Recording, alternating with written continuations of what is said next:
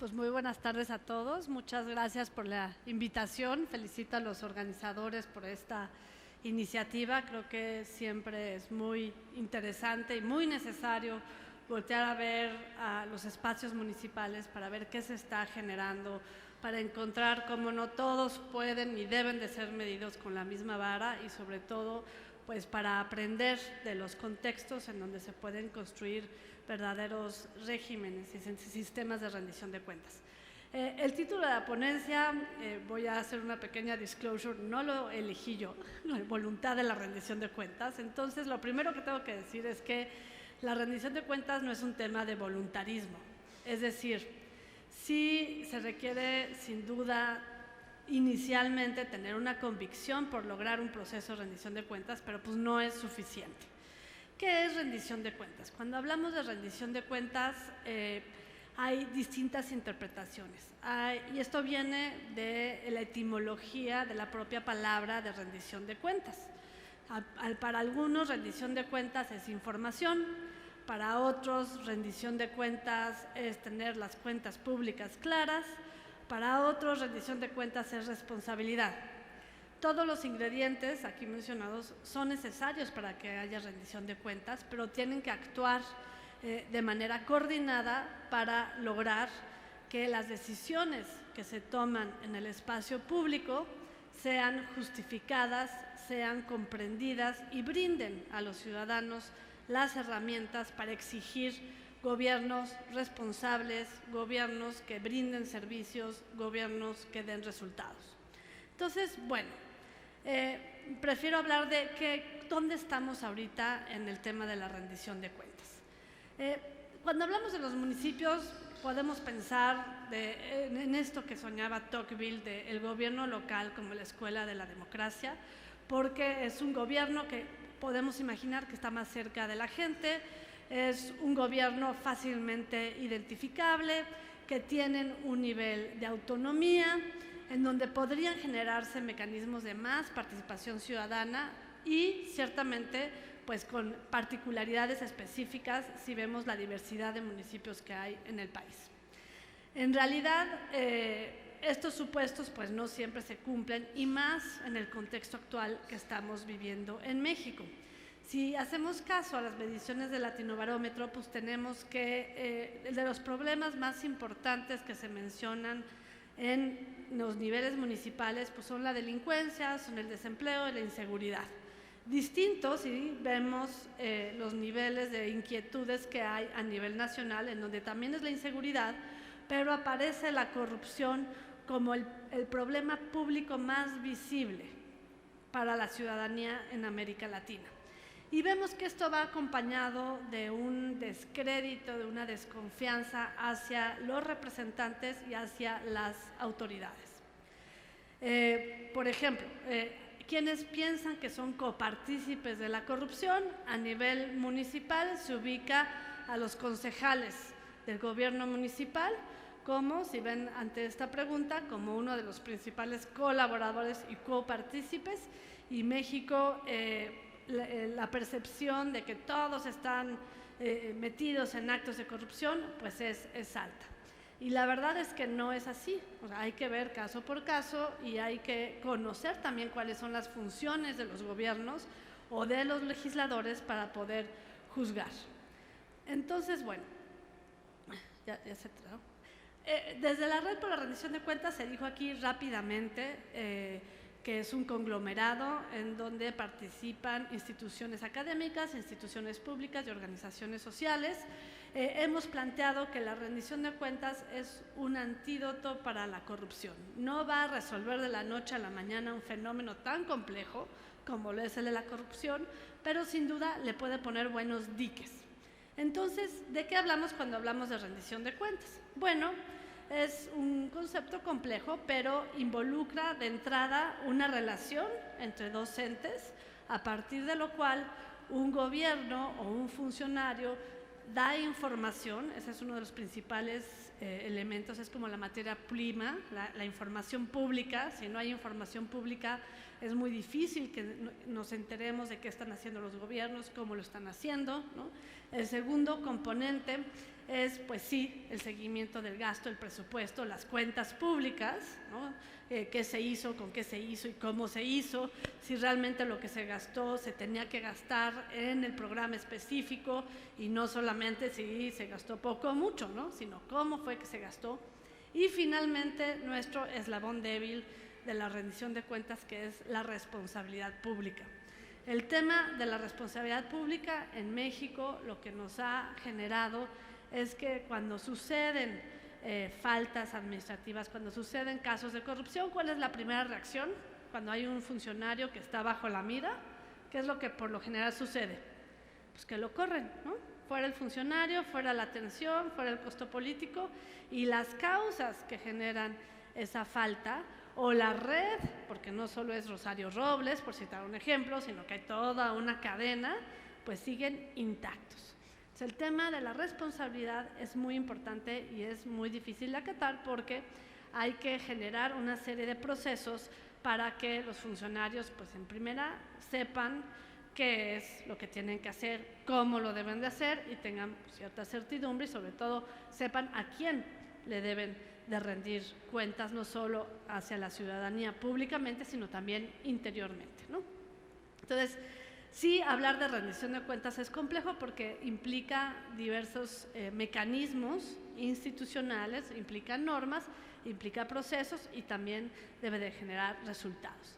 Pierre Rosanvallon, que es un filósofo francés, que en lo personal me gusta mucho su enfoque, dice que para que haya un buen gobierno, y está muy vinculado a las discusiones sobre la buena administración, tiene que haber integridad pública, es parte de la rendición de cuentas, tiene que haber un hablar verdadero. ¿Y qué es esto de hablar verdadero? Me van a decir, pues cada quien tiene su propia verdad, ¿no? O sea, ¿cuál es la verdad? No, eso se refiere a hablar verdadero, al hablar franco, a dar información de calidad a la ciudadanía. Muchas veces los políticos hablan y es pura, los franceses dicen, ¿no? Lenguaje de madera, pura palabrería que no dice nada, que no comunica y que no es útil para darle seguimiento a las acciones del gobierno. Tiene que haber legibilidad, es decir, tiene que haber claridad. O sea, los invito a que, por ejemplo, se metan a los informes de auditoría y si no son especialistas, pues que entiendan qué es lo que se está reportando ahí y cómo se está reportando, ¿no? O sea, no es legible. Pero también tiene que haber reactividad. Y la reactividad está vinculada a lo que decía el compañero que me antecedió, a la capacidad de reaccionar frente a un abuso, frente a una mentira, frente a una ausencia de rendición de cuentas, frente a una opacidad. Y esa reactividad no solo se construye a través de contrapesos, sino también y sobre todo a través de la sociedad, en donde no solo está la sociedad civil organizada, sino también la sociedad desorganizada.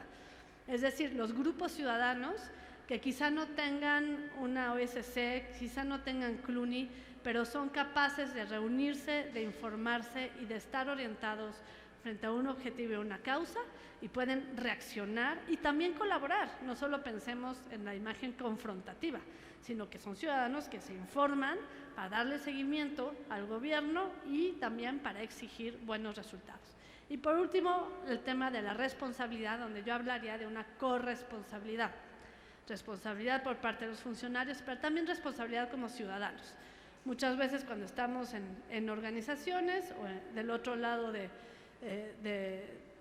la barra, nos gusta exigir, nos gusta señalar, pero ¿qué tanto cumplimos también con nuestras obligaciones como ciudadanos? Hay que tener una participación corresponsable, yo diría, ¿no? Ahora bien, si vemos un esquema, esto me lo voy a saltar porque es muy técnico, pero es el resumen de lo que le acabo de decir. ¿Dónde ubicamos a la rendición de cuentas y a la transparencia? El corazón es el acceso a la información, como yo les decía. La transparencia, porque muchas veces se confunde transparencia con acceso a la información, es el mecanismo que permite colocar información de interés público en la vitrina pública. Eso es la transparencia. No toda la información es de interés público. Por ejemplo, a mí no me interesaría saber si mi jefe tiene un amante o no, pues cada quien su vida, a menos de que sea la esposa, quizá ahí tenga cierto interés, ¿no?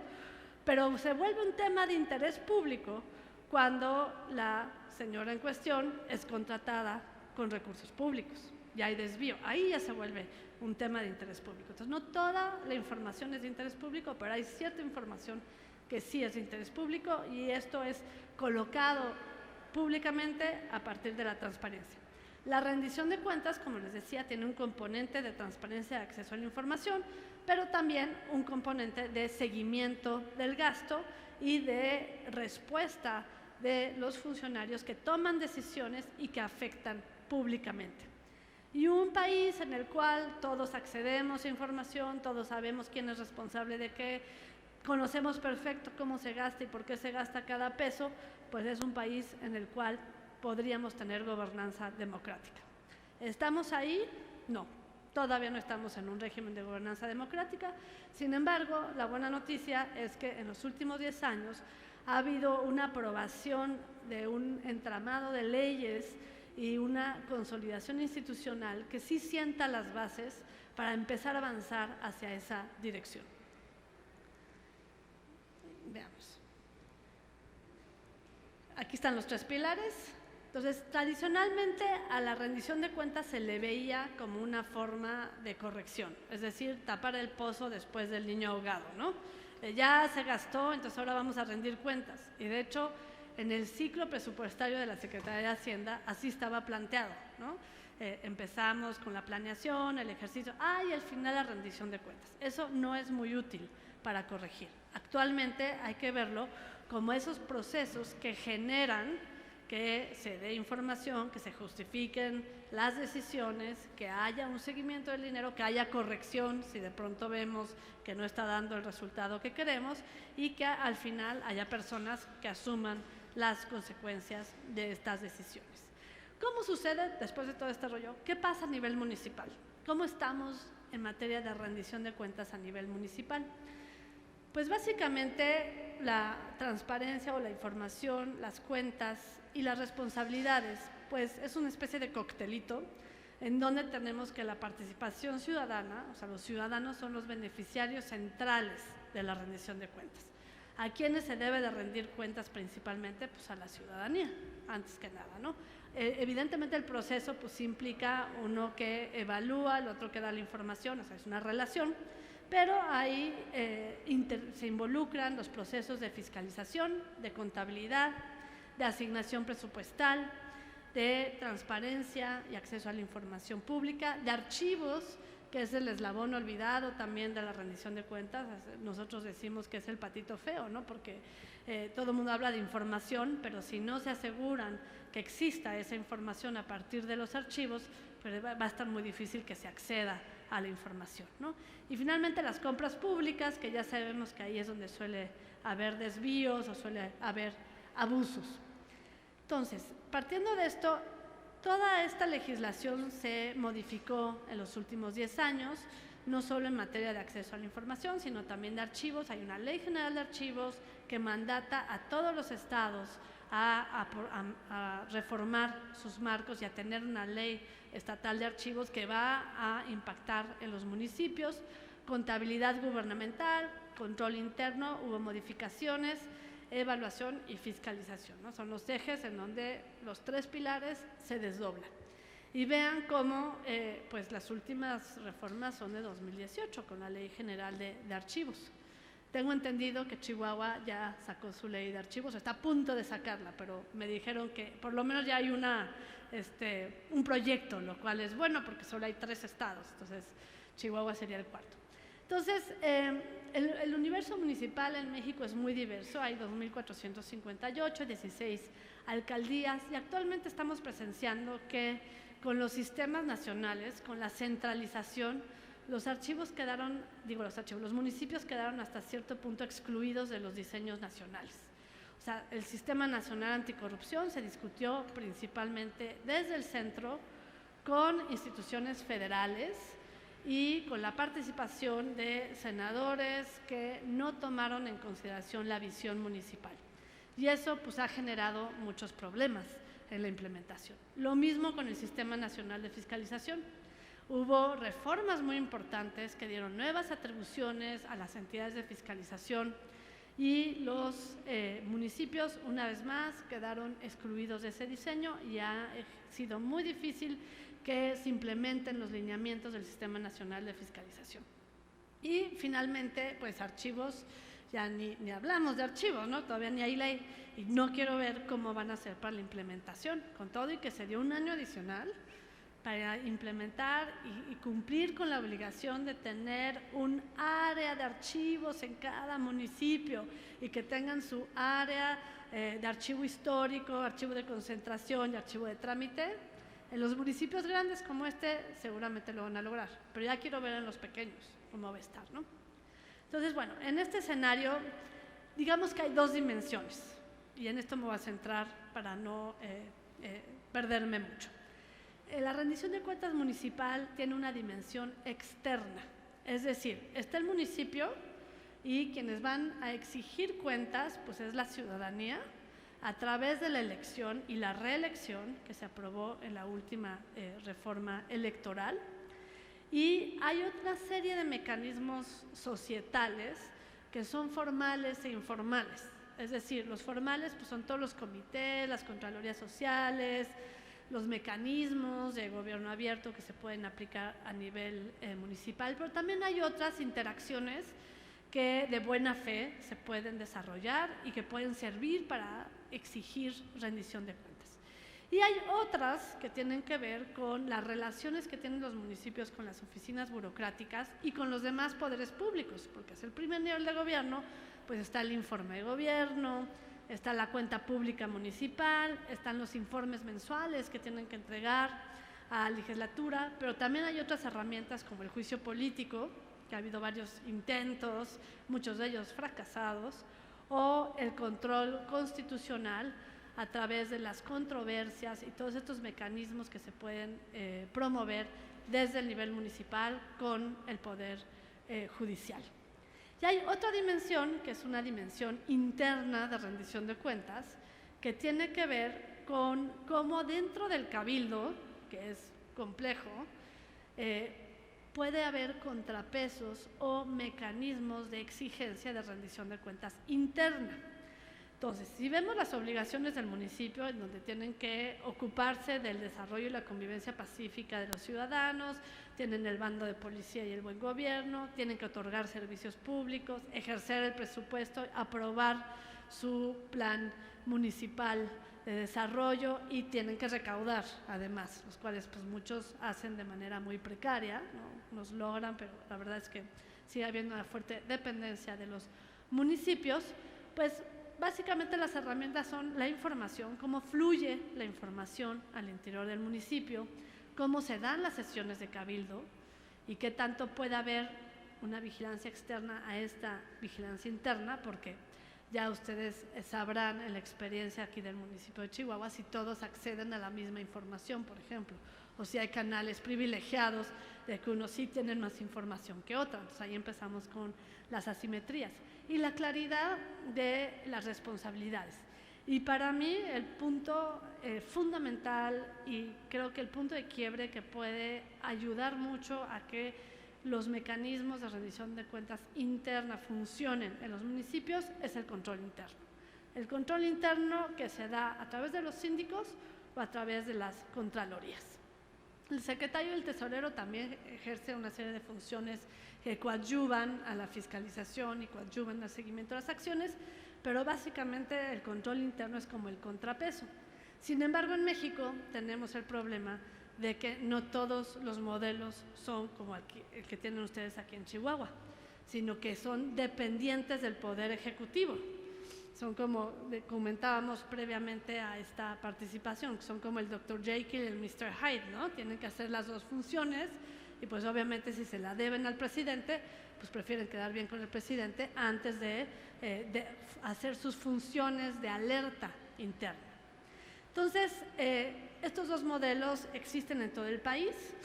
Los órganos internos de control en la esfera de los funcionarios electos o el modelo en donde dependen del presidente o están un poco más autónomos a la esfera del presidente y generan un poco más de contrapeso. Sin embargo, a pesar de que existe este modelo, sí podría generarse más potencial en darles más fuerza y más, digamos, poder a las recomendaciones y a las facultades que tienen los síndicos o los órganos internos de control.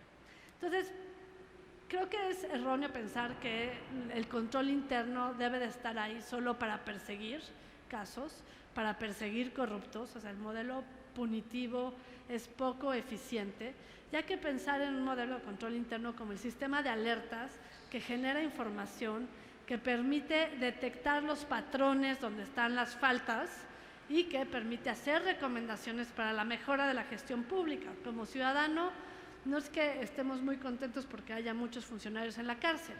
Ciertamente a veces da gusto que ciertos personajes que se dicen impunes pues tengan un proceso, ¿no?, y sean castigados conforme a derecho. Pero la verdad lo que buscamos pues es tener buenos servicios y es tener buenos gobiernos que den resultados.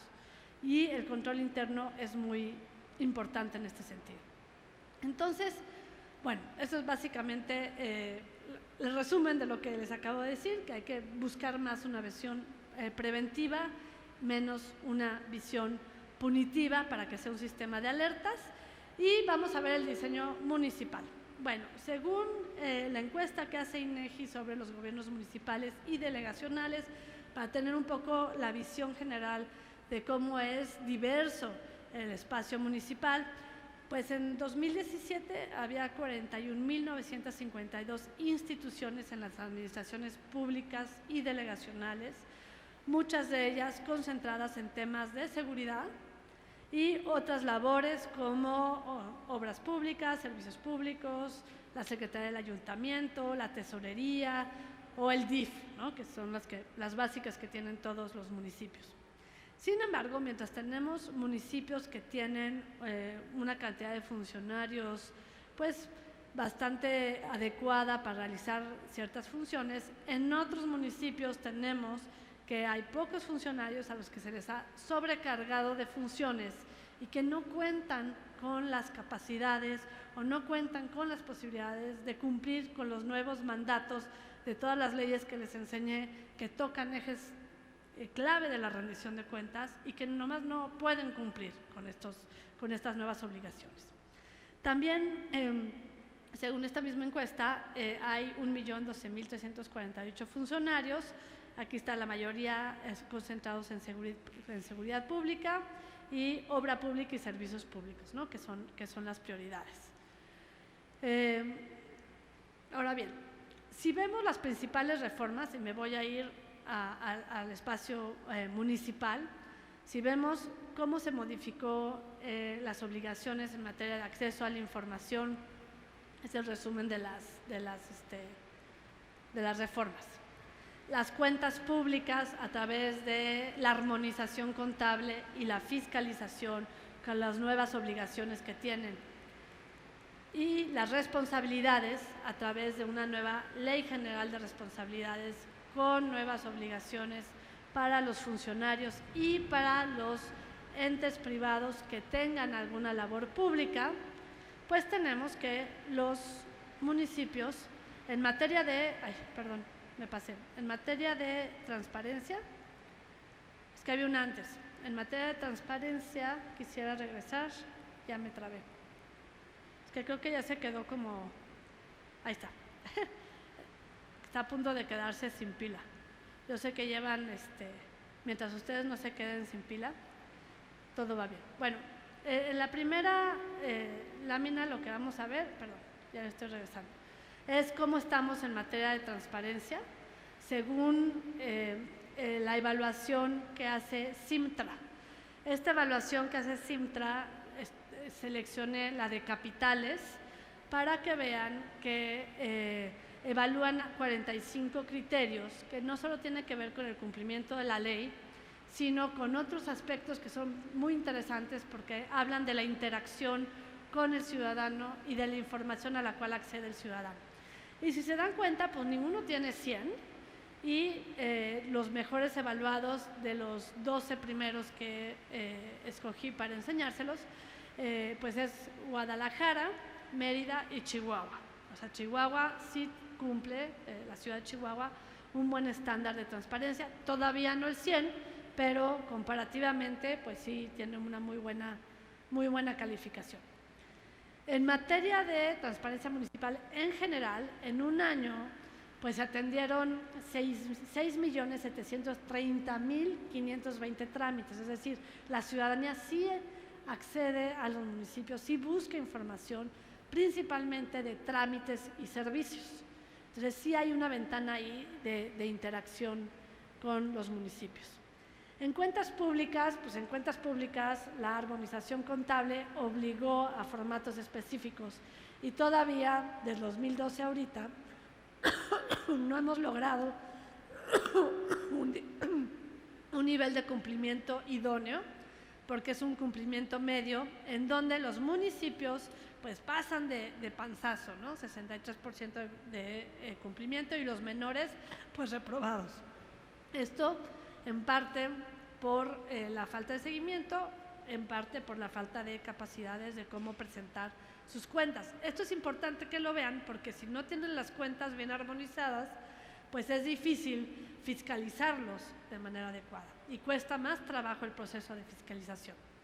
En fiscalización, con las nuevas reglas, nosotros hemos visto que todavía hay un divorcio entre las actividades de la entidad de fiscalización y las del órgano interno de control para que pudieran hacer una labor más de ayuda, de conjunto, para pues darle seguimiento al gasto público, ¿no?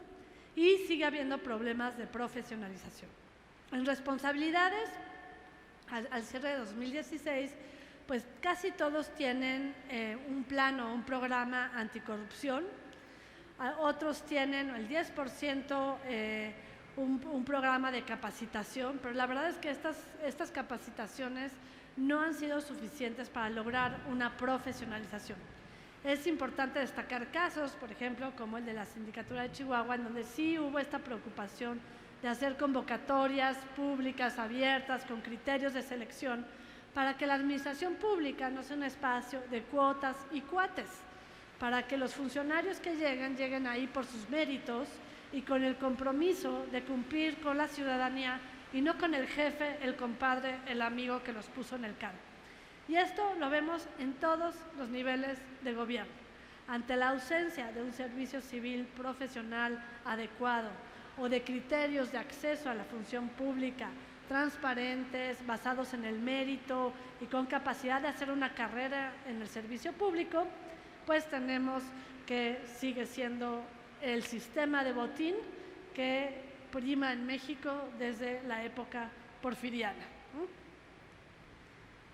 Entonces, me quedan 6 minutos. Bueno, y en participación ciudadana, hemos visto que se han creado muchos espacios para participación ciudadana, principalmente lo que tiene que ver con obras públicas.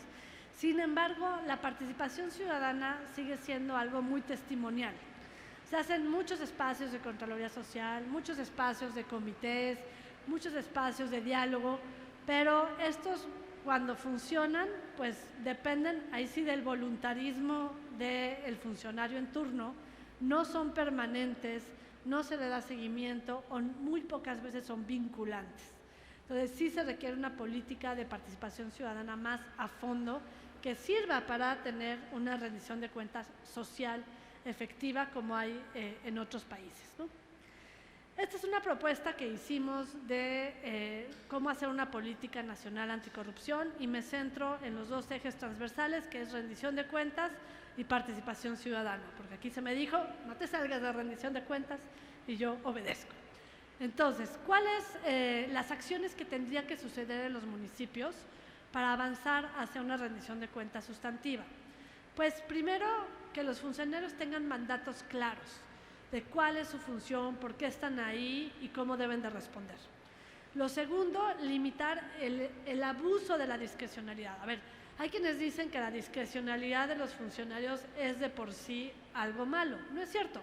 Los funcionarios deben de tener cierta discrecionalidad, porque si sometieran cada una de sus decisiones a asamblea comunitaria, pues tendríamos una parálisis, ¿no? Uno confía en que ciertas decisiones van a ser tomadas con estándares de ética y que van a asumir la responsabilidad.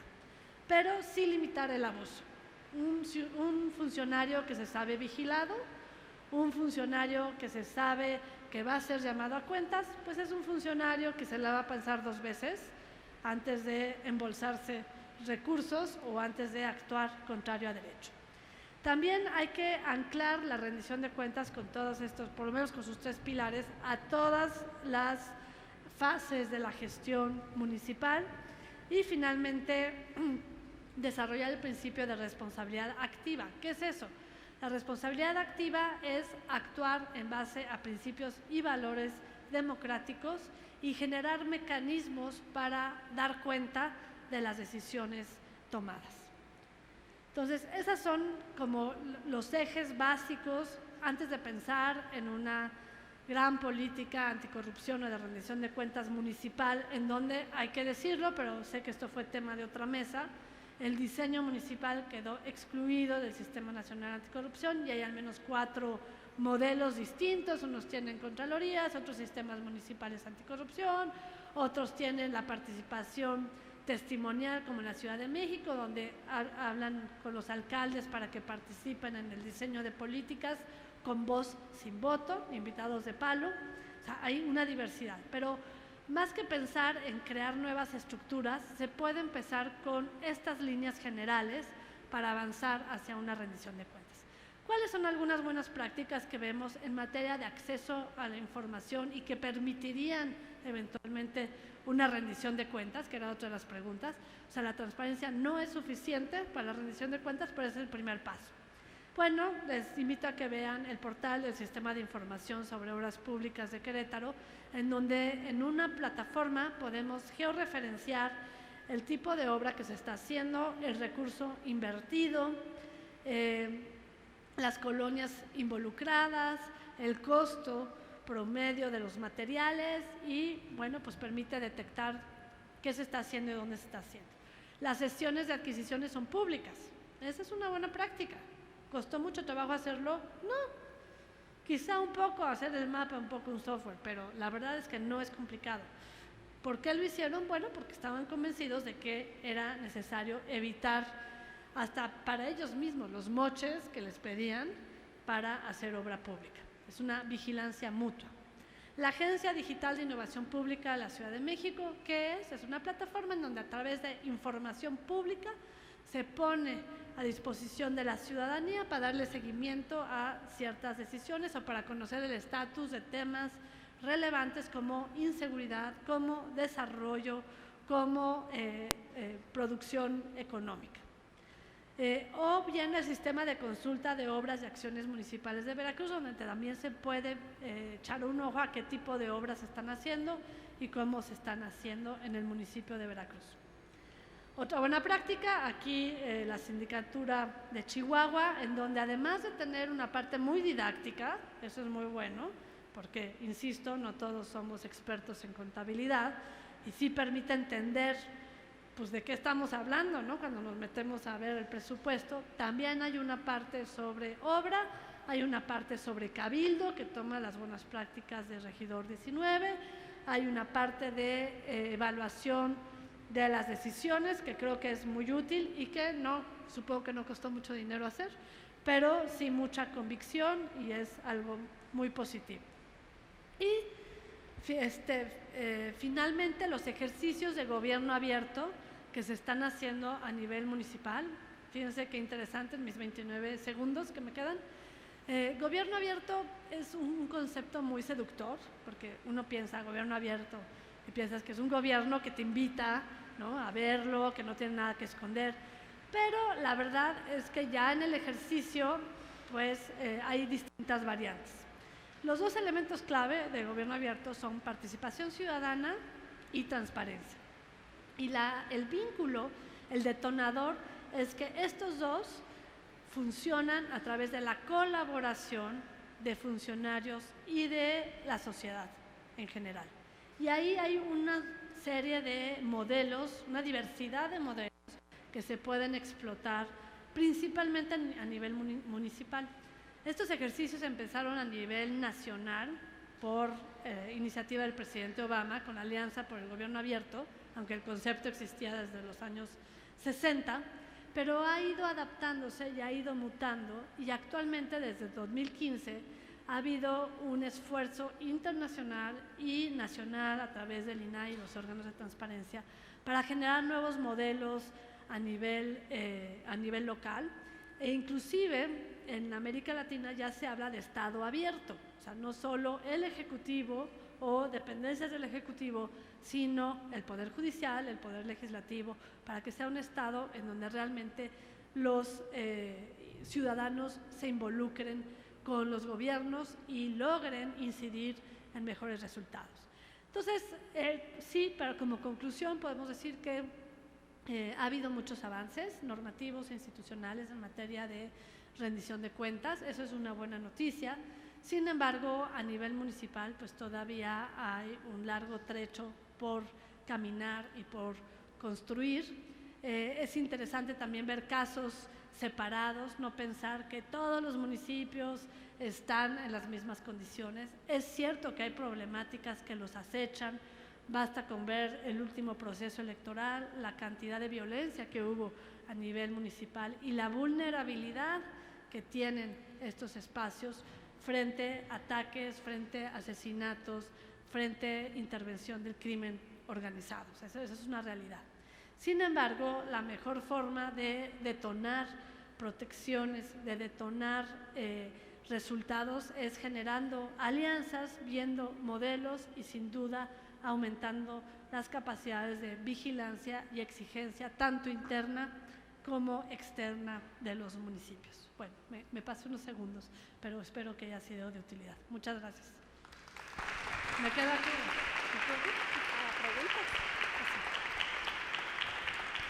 Muchas gracias, doctora, por su ponencia. Ahora abrimos el foro para ver si alguien tiene alguna pregunta que hacer sobre el tema en cuestión. Va por aquí. Gracias. Bueno, mucho gusto, doctora Katy Unzueta, estudiante. Lo que me estaba preguntando mientras usted exponía y que me pareció muy interesante cuando mencionó que el acceso a la información tiene cierto toque de privilegio, me intrigaba ver cómo estaban ya implementando o cómo planean implementar el modelo que usted plantea en comunidades más alejadas, que como tal vez usted menciona no tengan ese privilegio de acceso a la información. O sea, ¿cómo planean incluir a todo este otro espectro de comunidades en esta participación? ¿Quieren que hagamos una ronda de 3 o una por una? ¿Cómo ha sido el...? Pues yo creo que de una por una pudiera ser. Bien. Sí. La ley de transparencia marca que aquellos municipios que tengan menos de 70,000 habitantes deban apoyarse en los órganos de transparencia local para coadyuvar a que esta información pueda ser colocada en la vitrina pública. Es lo que dice la ley. La realidad es que no ha habido demasiadas acciones, han sido muy escasas de pluralismo cultural para efectivamente ir a aquellas comunidades donde hay migración o donde hay una fuerte porcentaje de población indígena, para no solo que vean la utilidad del acceso a la información, sino quizá generar estos modelos de proactividad. Yo no me iría a gobierno abierto, digo, gobierno abierto sería como la segunda fase de una política de acceso a la información. El paso previo es proactividad. Proactividad significa desarrollar políticas locales para ver dónde están las necesidades de información y hacer que esta información llegue a la ciudadanía. En los pueblos indígenas, evidentemente, quizá la información de mayor relevancia son las vinculadas a la salud, a derechos fundamentales y a programas sociales, por las carencias. Y obra pública también. ¿Qué tal? Buenas tardes. Como mencionabas en la plática, la transparencia y el acceso a la información no generan per se que se elimine o se reduzca la corrupción. Alguna vez una persona nos dijo que nos pueden poner un acto de corrupción en la cara y no darnos cuenta o bien no hacer nada. Entonces quisiera preguntarte a ti, en tu experiencia de este análisis de los sistemas que hay, tanto a nivel nacional como internacional, ¿cuál es ese punto fino que funciona y que conecta la transparencia y el acceso a la información con una disminución de la corrupción? Sí, cuando empezó el tema del acceso a la información en México, y de hecho, no sé si conocen un autor muy famoso en temas de corrupción que se llama Robert Kierkegaard. Robert Kierkegaard hasta sacó una fórmula que se llamaba la fórmula de la corrupción, ¿no? Entonces él decía, para que haya corrupción, corrupción es igual a monopolio de la decisión menos transparencia más discrecionalidad. Y luego se dio cuenta que la transparencia no era el factor clave, sino la responsabilidad. Es decir, la transparencia sirve para conocer y de hecho a veces se le culpa de que sea la causante de que hoy en día se piense que hoy hay más corrupción que antes, porque hoy nos enteramos de más cosas que antes. Sin embargo, quizá el punto de inflexión, por un lado, tiene que ver con esta falta de tolerancia a la corrupción por parte de la sociedad, o sea, el poder distinguir que no está bien que roben, que no está bien que desvíen recursos, que no está bien, una exigencia de consecuencias, porque rendición de cuentas sin consecuencias no es rendición de cuentas. Y por otra parte, pluralidad política, social, que permite aumentar los contrapesos. Es decir, ¿quiénes van a estar más interesados de vigilar en qué se equivoca un gobierno, si no es los enemigos políticos, ¿no? Entonces, la pluralidad sirve para eso, ¿no? No solo la pluralidad política, sino también los contrapesos entre poderes públicos. ¿Qué pasa cuando no hay contrapeso? Y no solo hablo de color político, sino contrapeso ideológico entre el Ejecutivo, el Legislativo y Judicial.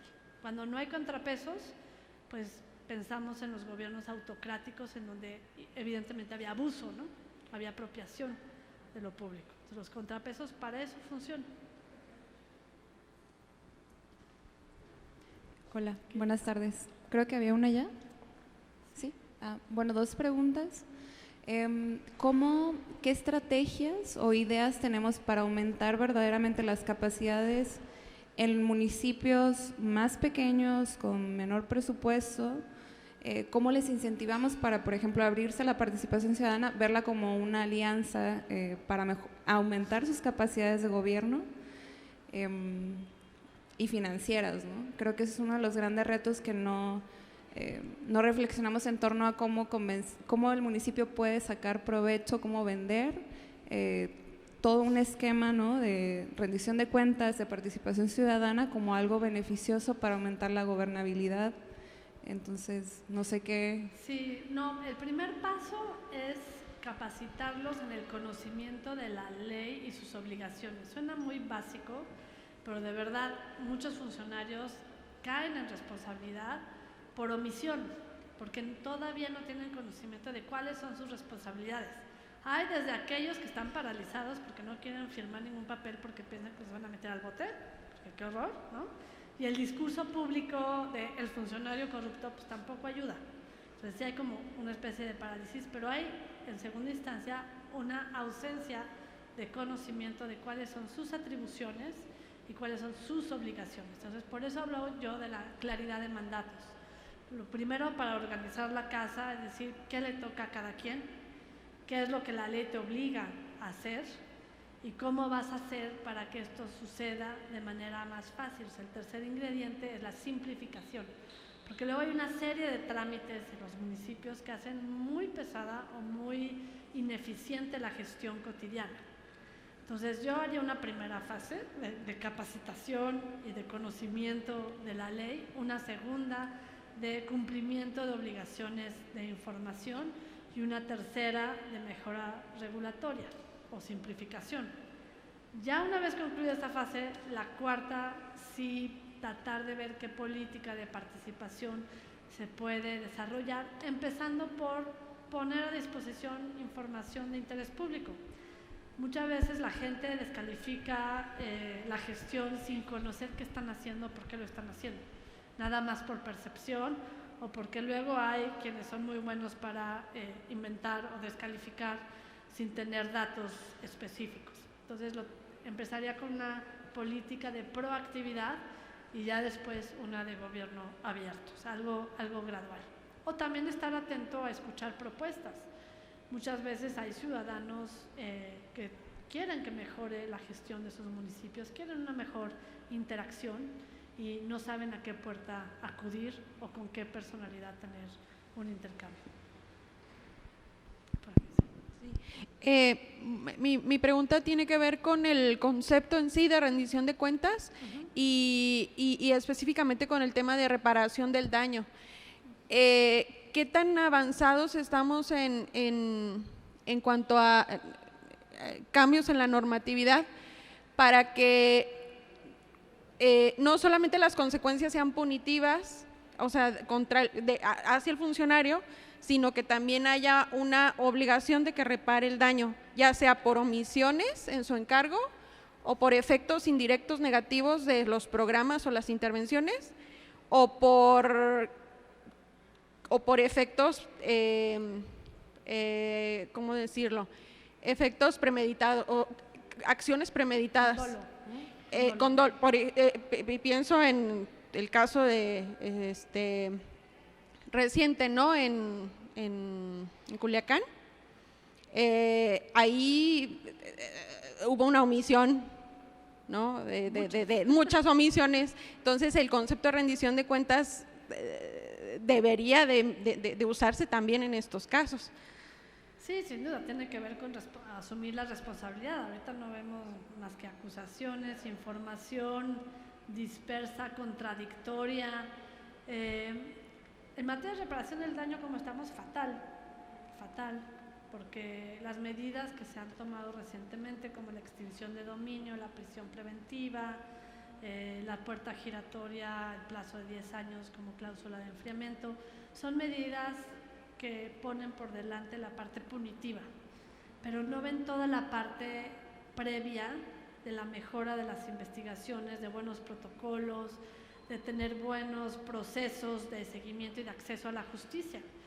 El problema es que necesitamos urgentemente una reforma en el modelo de justicia para garantizar que todos podamos acceder por igual a un sistema de justicia en donde efectivamente se incluya no solo el derecho a la verdad, sino también la reparación del daño, y todavía no estamos ahí. Todos los casos, o sea, parte de el énfasis que se ha hecho desde la red de el enfoque punitivo no nos va a llevar a atajar las causas de la corrupción, también tiene que ver con el hecho de que no tengamos las herramientas para concretar ese enfoque, porque las investigaciones se caen.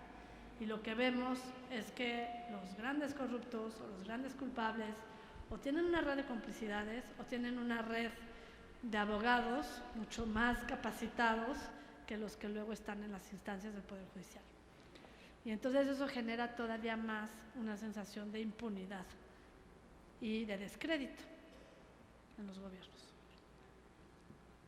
Pero hay que entrarle, sin duda, hay que entrarle. Doctora, tenemos una última pregunta. Sí. Hola, buenas tardes. No sé si te podrías explicar un poco más sobre los mecanismos que existen para que la participación ciudadana se convierta de testimonial a vinculante, a más activa. Sí, bueno, obviamente hay que distinguir entre los mecanismos de democracia directa, que tienen que ver con reglas vinculados a, si no a lo electoral, sí a cierta toma de decisiones. Y esas corren por un carril en donde suceden en ciertos momentos, ¿no? Como la iniciativa ciudadana o como la pregunta parlamentaria, qué sé yo. Estos otros mecanismos, por ejemplo, Arcon Fong nos dice que hay diversos escenarios de la participación. Lo importante es ver para qué se participa y por qué se participa, o sea, cuál es la finalidad de la participación ciudadana. Puedes tener una participación ocasional o una participación más a largo plazo. Entonces, tiene que ver con instancias. Pensemos en un mecanismo de participación ciudadana en el seguimiento a obra pública. Para que deje de ser testimonial, esa participación debe de generar que algo suceda.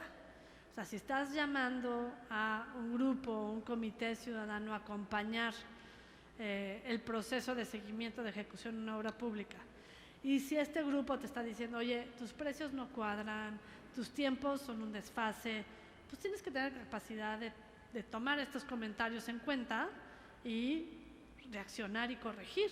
Si no, ¿para qué perdemos todos el tiempo? Y es muchas veces lo que sucede. Por ejemplo, Parlamento Abierto se volvió, pues, ahora sí que una burla. Veamos la reciente designación fallida del presidente de la Comisión Nacional de Derechos Humanos. Sacan un dictamen con un procedimiento impecable, con foros ciudadanos, con preguntas, con audiencias públicas. Se comprometen los senadores a utilizar ciertos criterios de selección y hacerlos públicos, y a la mera hora los que habían escogido por criterios políticos, no por criterios de calidad o los que ellos mismos se comprometieron a cumplir, sacan un contradictamen y se atora la terna y votan por cédula, o sea, ya ni siquiera votan públicamente. Eso es una simulación.